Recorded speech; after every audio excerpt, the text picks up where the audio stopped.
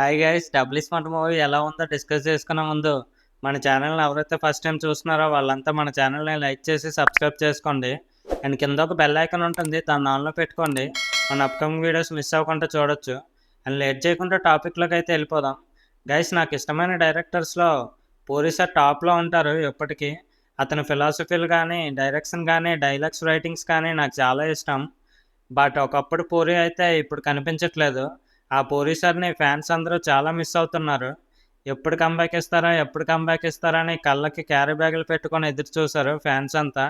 But disappoint చేసేసారు. ఇంకా puri sir comeback ఇవ్వలేరని అర్థమైపోయింది అందరికీ. మూవీ విషయానికి వస్తే ఇస్మార్ట్ శంకర్ 1 ఉన్నంత హైప్ అయితే లేదు భయ్య. అండ్ స్టోరీ కూడా సేమ్ ఉంది. సేమ్ అదే మెమరీ ట్రాన్స్ఫర్ కాన్సెప్ట్ ఉంది.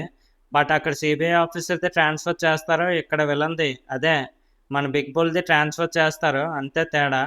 అండ్ ఈ మూవీలో మదర్ సెంటిమెంట్ ఒకటి యాడ్ చేశారు. అండ్ ఇంకా ఇస్మార్ట్ 1లో హీరోయిన్ చనిపోయిందని బాధపడతాడు, ఇస్మార్ట్ 2లో వాళ్ళ అమ్మ కోసం బాధపడతాడు. స్టోరీ అయితే రొటీన్ ఉంది, యాజ్ ఇట్ ఈస్ దింపేశారు అనిపించింది. అండ్ సాంగ్స్ విషయానికి వస్తే ఒక్క సాంగ్ కూడా నచ్చలేదు భయ్య నాకైతే. 1లో ఆల్మోస్ట్ అన్ని సాంగ్స్ బాగుంటాయి, బట్ 2కి వచ్చేసరికి మార్ముంత చోడ్చింత సాంగ్ ఒకటి తప్ప ఇంకేం బాగాలేదు అనిపించింది. అండ్ అలీ కామెడీ ట్రాక్ అయితే బాగుంటుందని చాలా ఇంటర్వ్యూస్లో చెప్పారు. దీనంత వరస్ట్ కామెడీ అయితే నేనైతే చూడలేదు భయ్య. అలీ కెరీర్లోనే పెద్ద బ్లాక్ మార్క్ ఈ మూవీ. అండ్ రామన్న యాక్టింగ్ విషయానికి వస్తే కొంచెం పర్లేదు భయ్య. మూవీ మొత్తానికి ఎవరినైనా అప్రిషియేట్ చేయాలంటే అది రామన్ననే చేయాలి. మూవీ మొత్తం రామన్న డైలాగ్స్ కానీ కొంచెం మాస్ యాక్టింగ్ కానీ లేకపోతే చూడలేం భయ్య. లాస్ట్ వరకు మూవీని అస్సలు చూడలేము.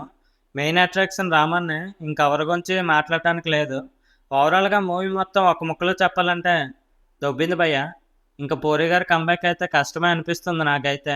ఈ మూవీ మీరు కూడా చూడండి భయ్య, నేను ఎవరిని చూడొద్దు అనట్లేదు, జస్ట్ నా ఒపీనియన్ చెప్పా అంతే.